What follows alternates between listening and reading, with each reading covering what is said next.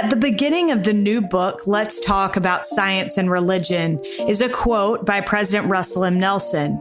It reads, "All truth is part of the gospel of Jesus Christ, whether truth comes from a scientific laboratory or by revelation from the Lord, it is compatible." Jamie Jensen, a professor at Brigham Young University, is a believer that as we seek to reconcile science and religion, we can more fully see the hand of God in our lives. That is what she has tried to help students at BYU see, and it is what we hope to help you see through our conversation today. Dr. Jamie Jensen received her PhD in biological science education from Arizona State University in 2008. She began working as an associate professor in the College of Life Sciences at BYU in 2010. In addition to the wide range of biology classes she teaches at BYU, her research focuses on developing and assessing undergraduate biology curricula to help students think more deeply and build bridges between science and religion.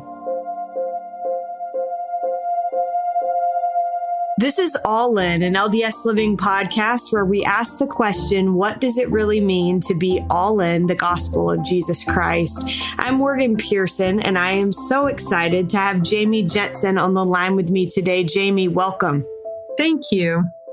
Well, I am so anxious for people to have the chance to read this book. I absolutely loved reading it myself and felt like I learned a lot. And I think that's the goal. So I wondered, just to start us off, in the book's introduction, you and your co-author talk about how you've observed how a deeper knowledge of science can affect one's belief. So I wondered, what have you learned over years of teaching in how to best teach science in a way that protects students from losing faith?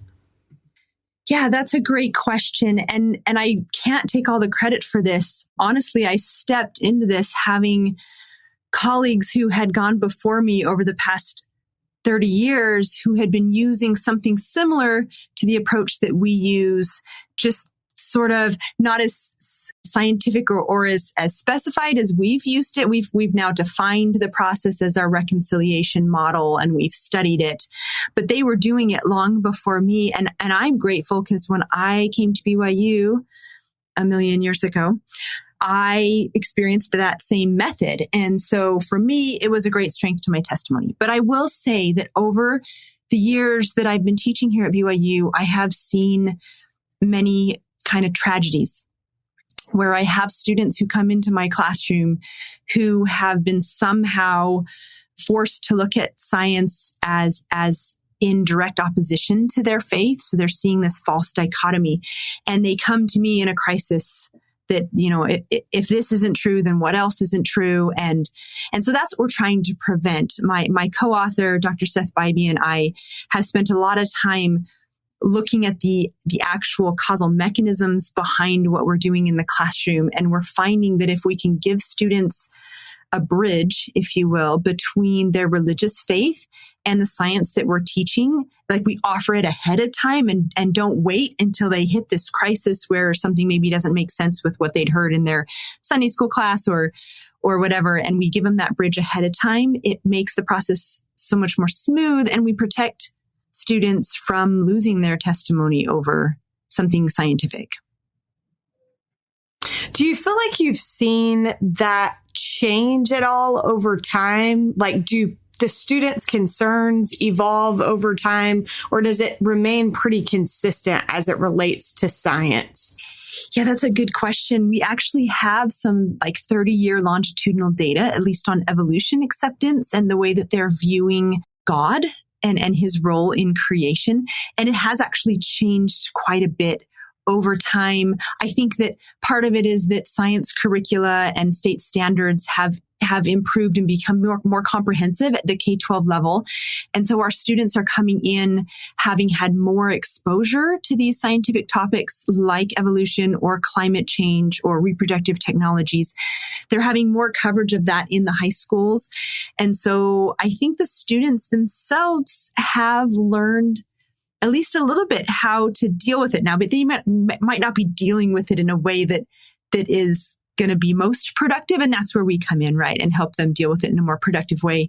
But they've been forced to confront these things a lot more, I think, now than 30 years ago. And we see this in the data that we've collected from 30 years ago. And then today we see a lot more. I actually had students that just finished a project on this.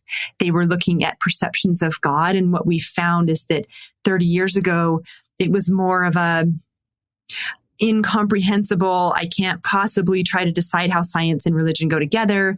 And then today we're seeing a lot more of students viewing God as a scientist, as someone who's using the tools of the natural world to bring about his majesty and his plan. And we didn't see that as much years ago. So there's some of that transition. I'm not sure where that's coming from per se, but I do think it's that they've been forced to have to deal with it more, because they're seeing it more and they're getting a better comprehensive coverage of science in high school. Interesting. Super interesting. So, Jamie, you and Seth start this book out by outlining the fact that the scientific process is not entirely different than the process of gaining a testimony, but that these two things are separate studies. Can you explain what you mean by that? Yeah. So the process itself is fairly similar, right? We make observations, we gather data, we analyze those data, we come to a conclusion. That process, funny enough, is the same in our spiritual lives and we gain our testimonies as it is in science when we're gaining information about the natural world. The main difference is in the evidence, right? So the evidence, when you're dealing with science, the evidence is tangible. It's something that you can measure with quantitative type instrumentation. And it's something that's shareable. Like I can show the data that I've collected to someone else and they can draw conclusions from it. Whereas when you're building a testimony and you're gathering spiritual evidence, that evidence is still real. It's still measurable, but the instrumentation we use is different. So instead of using thermometers or rulers or calipers, we're using our spiritual eyes, personal revelation, feelings that are inside. And it's just as real, but it's not as tangible. And one of the key differences is that it isn't, I shouldn't say it's not shareable. It's shareable in that you can share your testimony, but it's not transferable. I can't transfer those data that I've gathered to you. You have to gather those data for yourself. But the nice thing is, we know from the scriptures that if anyone lacks wisdom, they can ask God. This process of gathering evidence is open to everyone. But as I tell my students, just like I had to learn how to use gel electrophoresis or DNA sequencing, these tools are hard to use. It's the same thing for spiritual evidence. We have to learn over time how to use that instrumentation. How do you decide whether it's just your own personal thoughts or whether it's God speaking to you? How do you interpret scripture? These are all tools that we have to learn how to use, just like we learn how to use laboratory equipment. And so that's something that people feel like, well, it's just got to be instantaneous for me if it's spiritual, but it's not. It's the same learning process, growing process, just the data is slightly different. Well, and I think one thing that you point out in the book that I thought was so interesting was that there's this big S science and little s science, and that the big S science are the things that have been proven over time again and again and again. And then you have the stuff that's kind of in process, and recognizing that our testimonies are also kind of in process. Anyway, I won't try to put it into my own words, but I just thought that was such a good point. You mentioned already kind of this false dichotomy between religion and science being pitted against one another. Why do you think that we so frequently do that? So the blame, in my mind, can be placed on both sides of the argument, right? So scientists, those who maybe grew up without any kind of religious belief, tend to discount that kind of way of knowing just because they're unfamiliar with it. We also have the ill intent people like the militant atheists who are pushing an agenda that science is somehow atheistic and an antithesis to belief. And so we've got it on that side where that's been pushed. That's an agenda that's been pushed for a long time. And then at the same time, on the flip side, we've got militant religionists who have insisted that you can't have religious belief and accept science, or that insist that there's only one way to interpret scripture, for instance, or that insist that we can't study the creation, that the creation happened a long time ago and nothing that was happening then is happening now. And so we have it coming from both sides, very famous people like Richard Dawkins on the science side and Ken Ham on the religious side that have set up this false dichotomy. And most people just haven't thought about it enough to know either way, right? They haven't really hashed it out to decide, is this really a dichotomy? They just take what they've been told. So that makes sense. So you have a whole chapter in this book called Science is Agnostic. And you write this: when we say that science is agnostic, we mean that science cannot prove there is a God any more than it can prove that there is not. And you also, Jamie, gave a BYU devotional, which I watched in preparation for this, that I really enjoyed, where you said there is no scientific evidence for or against the existence of God.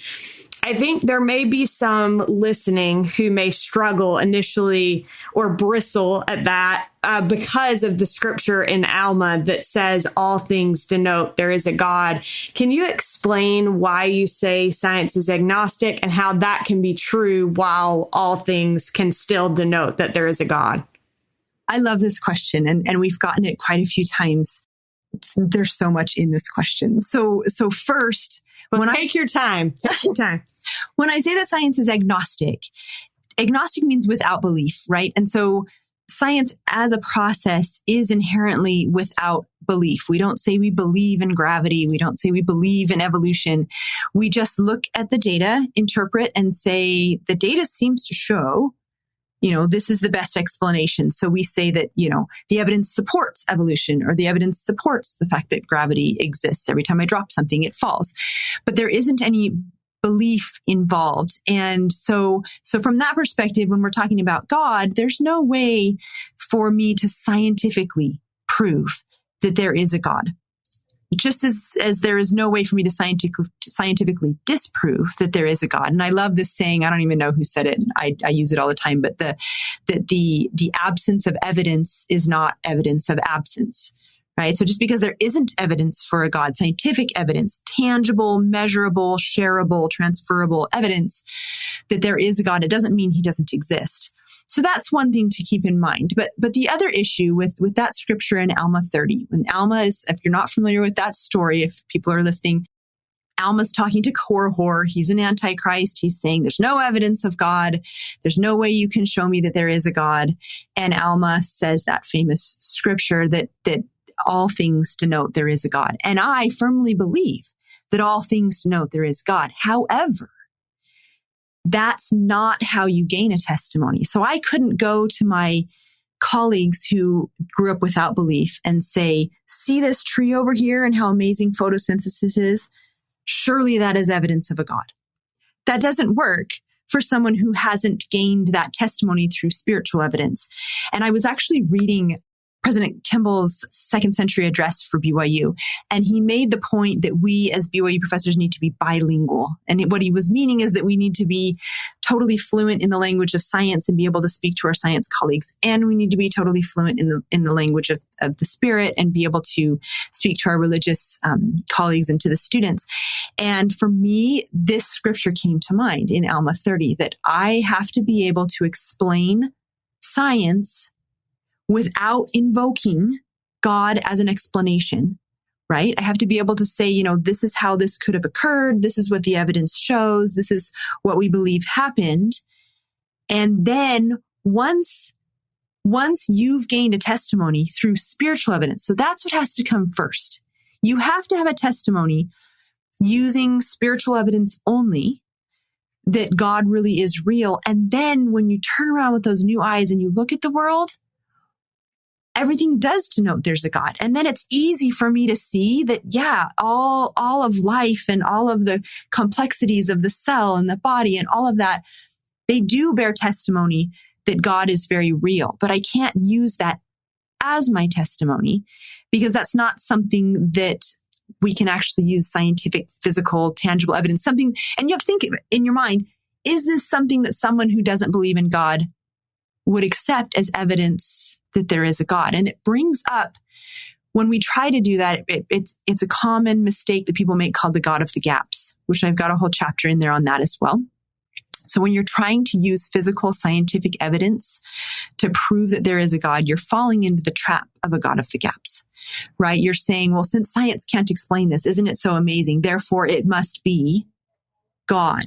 And then when science does explain it, all of a sudden, where did your God go? And that's why I like to emphasize that you need to build your testimony on spiritual evidence, which is just as real. And the process is just as real, but it's different. You build your testimony. And then once you've done that, then yeah, you look around and everything denotes there is a God, but everything denotes there is a God to believers. To unbelievers, it doesn't work that way. Fascinating. And you also point out that viewing science as agnostic keeps us from viewing it as a threat to our faith. Can you explain why that is? Yeah. So as soon as you start to put God in for explanations, for example, of what science can't explain, then you've got this dichotomy that if science can explain it, then God's not real. Or if science can't explain it, then God's real. And that shouldn't be. But a lot of people that I've spoken to in my line of work that are non-religious scientists have a mistaken impression that science is atheistic. So they're almost using a reverse of the God of the gaps, that look, because they're in that same dichotomy, right? Because science can explain it, therefore there's no need for God. And so if you're trying to use science to prove there is a God, you're falling into the same pitfall that the atheists are trying to use science to prove that there's not. And so you've got to step back from that and say, the evidence of God is non-tangible. It's not scientific. It's above nature. It's not natural evidence. It's above nature. And it's not something science even touches. Science doesn't have any kind of belief system. And so that viewing science as agnostic is protective. It's not pitting them against each other. Jamie, in your BYU devotional, you quote Francis Collins, director of the National Institutes of Health, who said, "I began a journey to try to understand why intellectually sophisticated people could actually believe in God. And to my dismay, I found that atheism turned out to be the least rational of all the choices." Why do you think, in your study of science and having taught students for so long, why do you think Collins found that? I think it goes back to that absence of evidence, right? So the idea that God does not exist is based on a belief system of absence. That's what's so funny about it, is that because there isn't any evidence, therefore that proves something, which seems, from a scientific perspective, if you were to tell me I was going to base my belief or my theory on the lack of evidence, I would tell you were crazy. And that's what atheism is it's a belief in the lack of evidence. And there was that, I used another quote in my devotional about, if a fisherman says, whatever I can't catch in my nets doesn't exist, then that would be, if I can't find it with my fishing pole or my fishing net, then it doesn't exist. And it's the same idea, right? If you can't find God with physical evidence, therefore he doesn't exist. The more scientifically accurate thing to say is that if you can't find it with your nets and your instrumentation, then we have no idea if it exists or not. We have to hold off judgment. And so I think that's why Francis Collins said that, is that it seems crazy to base a theory off of a lack of evidence. It's not a normal scientific thing. For sure. Well, and another thing that I wanted to point out, and I kind of alluded to this earlier, but you talk about how there is uncertainty in both science and religion. How do you feel like we become comfortable with that uncertainty? I think uncertainty is hard in many aspects of life, not just when we're talking about science and religion. But how do we become comfortable with uncertainty, and why should we not let uncertainty lead us to throw out what we do know Yeah. So I can tell you my story of becoming more comfortable with uncertainty in the scientific realm, right? So growing up, I just ate up science and I read textbooks cover to cover and I loved everything about it. But a textbook is necessarily that big as science. And so it just presented everything as if we knew everything. And I remember getting into graduate school and having my professors say, well, we just don't know that. And I thought, what do you mean we don't know that? Like I had this impression that science knew everything because that's how textbooks are presented. So it's no wonder that students struggle with this uncertainty because they've been through a school system that declares everything as fact. Like we know everything there is to know. And I remember experiencing that. So the farther I got in academics, the further my degrees went, the more I realized, wow, we really don't know very much. And that's the whole basis of my master's thesis. And the whole basis of my dissertation was tackling questions that we didn't know the answer to. And all of a sudden, for me at least, I had great advisors who fostered that curiosity. And to me, the not knowing was almost cooler than the knowing because it meant, ooh, this is something that I can study and contribute to the field. But it took me all the way through my PhD to realize that. So most of my students, they're coming right out of high school and all they see is the definitive textbook presentation of biology. And then on the flip side, if you look at religion, especially our religion, right? And not knocking our religion. I'm a faithful member and I think our church is awesome, but we have sort of this real big emphasis on gaining a testimony and being sure. And I always use this example. Knowing that these kids get up to the pulpit and they're 7 and they're like, I'd like to hear my testimony. I know this church is true. I know. And I think, you're 7. Are you sure that you know? But we train them to say that. It would be so much better if we train them to say, well, gosh, I think the church is true, or my parents seem to know the church is true, and I believe my parents, and getting these kids more comfortable with the fact that, hey, it's okay that you don't have a full-blown testimony right now. I mean, there's a lot of things that I've learned as I've gotten older that I don't know about the church, things that I don't know about my own spirituality that I'm growing. But here's the problem. If I didn't have that experience, and maybe it's because of science that I had that experience that, oh gosh, it turns out there's a lot of things we don't know. It wasn't that surprising in my religion that there were a lot of things I didn't know. But kids who come up through a system where maybe in their families it was, you have to know in religion, and then they go to school and everything seems so sure. When they have something that conflicts or they don't know, they have a serious crisis of faith. And it's just because they've never been confronted with that uncertainty. So I think as teachers, we have a huge responsibility to change the way that we teach science, to use activities or expose students to areas where there are holes. Like I try to push my students a little deeper than the textbook and say, hey, here's something we don't know, and get them familiar with that idea that you don't know things. And I would say the same needs to be done from a religious perspective. I'm just not exactly sure whose job that is. Maybe the parents. Just okay that you don't know everything. You're not in danger of losing your testimony. You're not on a slippery slope to where. You're just growing and learning. And it needs to be more of a culture that it's okay to be unsure. And I loved that quote. What's the quote? Doubt your doubts before you doubt your faith. If something doesn't seem to make sense, just be patient. Just push pause. Be okay. Be comfortable with that. Now, from an evolutionary perspective, we as humans are not comfortable with uncertainty, because if you're uncertain and you don't make a move, the lion would get you or whatever, right? So we have that inner sense of discomfort with being uncertain, but we kind of have to override that. I love that so much. I think you did such a great job explaining that. Another thing that you warn against in the book, you and your co-author, is against dogmatism. Can you explain for listeners what that is and how it is harmful? Yeah, so this goes right along with the uncertainty, right? If you are dogmatic, you see the world in one way and there's no other way to see it. And so I have a lot of colleagues who are scientists who grew up without belief, and they can sometimes be very dogmatic that science is the only way to understand or know things. But on the flip side, I also have people that I know that are very dogmatic about maybe one way that they're interpreting the scriptures, right?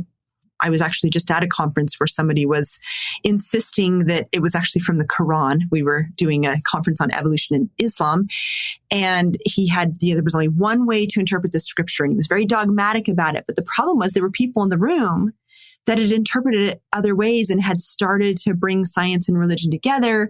And then his dogmatic statement was shaking their faith. They were thinking, oh, maybe I'm wrong. And so not only is it harmful to you to be so dogmatic, because then you have blinders on to additional information, but being dogmatic and out loud and very vocal about it can harm other people's testimonies when they're trying to make sense of things and you're insisting that there's only one way to look at the world. Absolutely. I completely agree. And I think that is one thing that we see repeatedly kind of within our own faith tradition. And it's been, I think, great in the last little bit. It seems like people kind of have a little bit of a opening of minds, which is great. You and your co-author advise that we base our faith on correct evidence, that's an important thing as well. For those who haven't read your book, how do we know what correct evidence is, and what do we need to look out for in terms of false evidence? Yeah, so that had to do both with pseudoscience and with a God of the gaps. And so the idea, God of the gaps, I've kind of explained. It's where you decide to base your testimony on gaps in scientific understanding, right? If science can't explain it, therefore it must be God. And that's where my testimony lies. And that we've talked about already is dangerous in the fact that science is ever progressing. And when science does explain that gap for you, your testimony is in danger. The other thing that we see commonly happening is the infiltration of pseudoscience as a way to somehow protect people from losing their testimony. And it turns out it does more damage than good. So for example, there's several alternative models, if you will, for evolution that have been proposed by groups. And I've actually had a deep conversation with some of these group members who their intentions are beautiful. Their intentions are, we want students not to leave the church. And if evolution is threatening, then let's provide them with an alternative view that will allow them to ignore the evidence and stay in the church. But what happens is that they buy into this maybe for a minute, but we don't live in an age today where students, their only source of information is the Encyclopedia Britannica that was on your shelf at home. Like, that's what I grew up with. And so if I had a question, if it wasn't in the Encyclopedia Britannica, I was like, oh, well, I guess I won't know, right? But now they can just open Google and you can find all the information about evolution in 5 minutes. And so we can't give them something pseudoscientific because they're going to find the other information. And then I actually had a student who came to me and said, I was taught this alternative, and you're now telling me that evolution is a real thing. And now I'm wondering if this was wrong, maybe everything else about my religion was wrong. And he said, I doubt the very existence of God because I've been taught something that's false. And so I would caution people to don't teach false science. Like, attack the science right in your home in a reconciliatory way. Say, this is what the science says, and this is how we can reconcile it with our religion. And if we can't, hey, we're just not sure yet. We're going to hold off. We're going to stick to our core principles of the gospel until we know more. Your testimony needs to be built on strong spiritual evidence that you've gathered through the proper channels and through the proper way. Moroni outlines it, right? You need to pray about it and feel and do your studying. And, you need to have your testimony based on that. And you need to avoid pseudoscientific explanations that maybe make you feel good for a minute, but are contrary to what the science is actually saying. Well, and kind of along those lines, Jamie, you encourage parents to teach real science in the home in your book. And I wondered, as somebody that is far from a scientist, you use these words, bathed in the light of the gospel. And I feel like I'm like, okay, that is something that I'd like to do, but I probably will do a terrible job. Like, I have very little confidence in my ability to teach real science to my kids. So what would be your advice, or how would you encourage parents to do that, especially if they're not science people? What does that look like in practice? Yeah, that's actually a tough one, right? So that we don't have a lot of resources. So one, I'd say read the book, right? Because we've tackled some of those big ones in the book in a way that's bathed in the light of the gospel. But I would encourage parents to reach out to experts in the field who also happen to be faithful members of our church or even other religions. So I actually work with quite a few different religions across the country and world now. And there are a ton of scientists that I know personally that are religious, believe in God, and have found ways to reconcile this. And lots of them have written books, like Francis Collins' book, Language of God. Fantastic book if you want to learn about DNA and the Human Genome Project and how that can mesh. And like our book, we go through evolution and climate change and reproductive technologies and things like that. But there are a lot of people, and we've also included an additional reading section in the book that kind of highlights some of those books that have tackled these issues from a faithful perspective. So I think doing your homework, finding those people that you know are theists, believe in God. Now, if they're a member of the church, even better. But there are so many wonderful Christians and Muslims. I've just met a whole ton of them that are very faithful to God, who have thought about these issues and have offered advice. So parents don't have to do it on their own, but it does take a little bit of digging. And that's unfortunate. We're working on getting resources out there. Yeah, so it is a challenge if you're not a scientist to tackle this, but hopefully over time we'll get more resources out there. It's just like everything else in parenting, not easy. Yeah. And that is the name of the game. That's okay. You conclude the book, and I appreciate you highlighting the resources that are available in the book. You conclude the book by helping us better understand a number of kind of these harder to understand scientific topics. You begin with evolution, and you've mentioned evolution many times throughout this podcast. So I think it will be great to be able to help people better understand this. In your BYU devotional, you said that your colleagues at ASU surveyed more than 1,000 college students and found that 48% believe that in order to accept evolution, you have to reject God. You then say, this misconception is harmful and counterproductive to science and religion as it drives an unnecessary wedge between these two ways of knowing. Science is no more atheistic than it is theistic. And you have talked about this, like I said, throughout our conversation today. So I wondered, why was it important for you to emphasize this? And why can Latter-day Saints actually be open to some of these scientific theories? And maybe you can help us better understand evolution specifically without fear of it diminishing faith. Yeah, that's a lot in there. So, so going back to the study by my colleagues at ASU, this is a huge misconception. And this is a misconception that's been largely promoted by the scientific community. And so that's something that we do a lot of work on. Seth Bybee and I do a lot of work on educating educators, science educators. Because if you look at the statistics, right, that it's something like 89% of our student body across the country, right? 89% believe in God. But when it comes to biologists, that number, like biology professors, that number drops to 25%. And if you get to evolutionary biologists, that number is like 10%. So there's this mismatch. And it's not because they've actually looked at it. It's not because as they were learning evolution and whatever, they were leaving Christianity.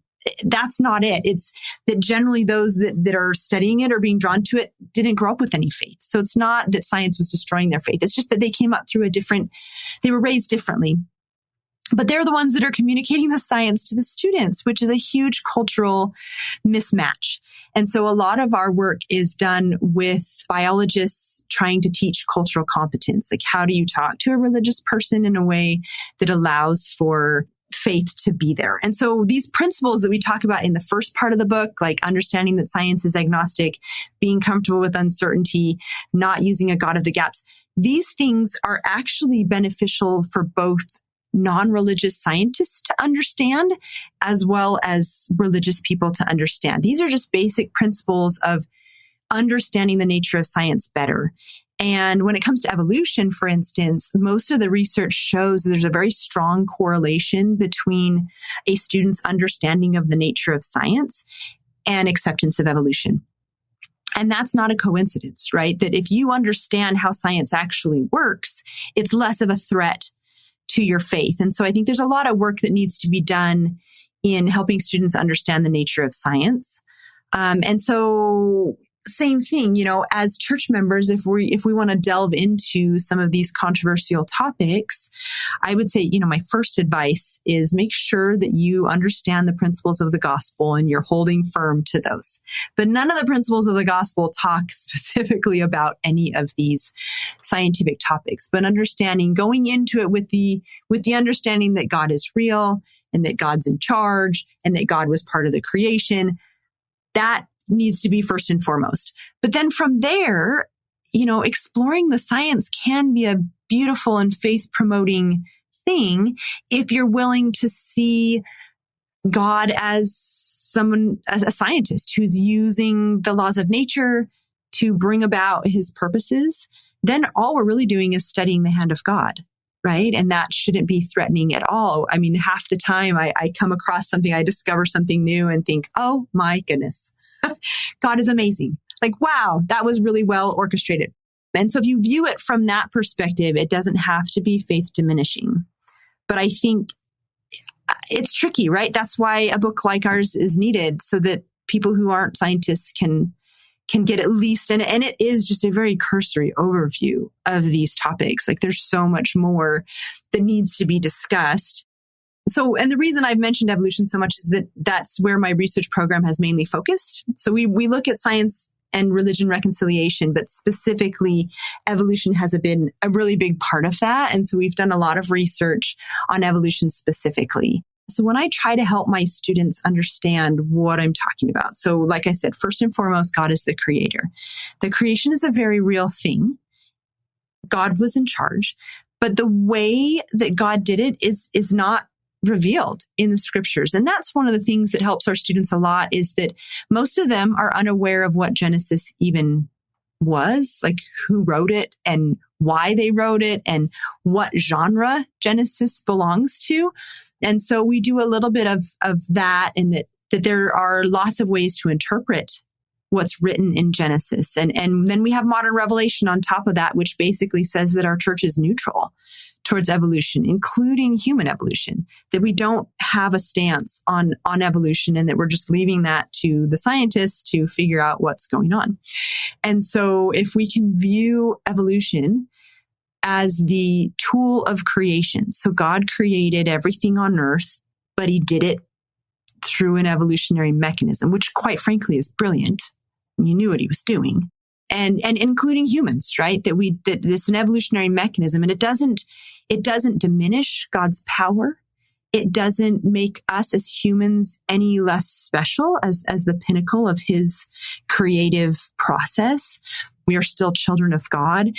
All we're talking about is the mechanism through which he created everything on earth. And so that's kind of how we encourage our students to look at it. We call it theistic evolution or evolutionary creationism, that evolution could be a tool, right? But there's a lot of unknowns. I mean, the most common question we get is, where do Adam and Eve fit in? And the answer is, we don't know. There's no modern revelation on it. And scientifically, we haven't figured it out, right? And there's really no way to figure out where Adam and Eve fit in. There's a lot of places they could fit in. And I don't think any scientist who understands the nature of science, I don't think any of them would say, well, Adam and Eve can't be real. There's no reason they can't be. It's the same thing with God, right? There's no evidence for or against Adam and Eve. Now, if you're trying to be prescriptive and say, well, it had to bottleneck to 2 individuals and that's it, or, and that's putting limits on what God can do. And there's no scriptures that would indicate that had to be that prescriptive. And so we're trying to help students think of it in lots of different ways. In fact, if students come and ask me about Adam and Eve, I tell them, hey, come to my office, let's talk about it. And then I give them like 5 different ways they can think of Adam and Eve. Because we don't know. We don't know, but it's important to realize how real evolution is, because it does play a role in your lives. Now, most people think, how does evolution even affect me? You're probably oblivious to the ways that evolution affects you, but all of the medical research that's done and all the scientific research that's done that benefits your life has been based on the idea that humans evolved. And so you benefit from it, even if you don't realize that it's a real thing or that it affects you. And so, our whole goal is to help students be knowledgeable of what the science is saying so they can make wise decisions about their health, about stewardship, about getting vaccinations, whatever it might be. But realizing that this in no way diminishes the power or majesty of our Creator, who is behind the whole process. Let me ask you one follow-up to that, just because I feel like I can anticipate a question that might come out of this, which is, if the church hasn't come out on one side or another and has remained neutral, why do you think that is? If it should be, the evolution should be the answer. Does that make sense? Yeah. Why have they not come out and said? So they haven't come out and made official declarations about any science that I can think of. I mean, we don't have an official declaration on gravity, and we don't have an official declaration on other theories that have germ theory, right? That's another theory that pathogens cause disease, and we don't have an official declaration on that. So that's why I think it probably hasn't happened, is that this is just not a precedent of the church to make official declarations on scientific topics. There's a really great statement in 1910 where the first presidency said, that which is demonstrated, we accept with joy. And so that's, I think, as church members, we have to decide, is this a scientific concept that's been sufficiently demonstrated? And if it is, we accept it with joy. If it's not, we hold off judgment and we wait for more information, right? And so in my mind, as I have studied evolution for decades now, it's sufficiently demonstrated in my mind. So I accept it with joy. Same thing with germ theory or gravity or atomic theory, or, these are things that I put at the same level as evolution. And as long as it's sufficiently demonstrated, I'm good with it. But I think probably, the reason we don't have an official declaration is that the church doesn't usually make official declarations on scientific theories that I'm aware of. Okay. Yeah, no, that's super helpful. Well, Jamie, this has been so helpful and so informative. I appreciate your time so much. My last question for you is, what does it mean to you to be all in the gospel of Jesus Christ? Yeah. So to me, that means that everything you do with an eye single to the kingdom, building up the kingdom and your testimony of our Savior. And so when I do my science, I always have the kingdom first in my mind. And what does this mean for the salvation of God's children? What does this mean for my own salvation? And it seems funny, like, when we're dealing with natural selection or germs in a petri dish, how does that possibly relate? But it's all part of God's creations that we're studying. And so I view my discipline as studying God's creations. And in that respect, I feel like I'm all in. I don't want to ever do any kind of science that would be contradictory to the gospel, because the gospel is most important. And it goes back to that idea that, if something doesn't make sense, you should doubt your doubts, right? Before you doubt your faith, that the faith comes first and the other things will fall in line if we're just patient. So to me, being all in is just keeping my eyes single to the glory of God. Perfect. Thank you so much. I've really appreciated, just like I said, I'm not a scientific person, so the chance to pick somebody like your brain is a blessing, and I know it will be to so many. So thank you. Oh yeah, and I appreciate being asked to be on the show. This is a great topic. We are so grateful to Jamie Jensen for joining us on today's episode. You can find Let's Talk About Science and Religion in Deseret bookstores now. Big thanks to Derek Campbell of Mix It 6 Studios for his help with this episode, and thank you for listening. We'll be with you again next week.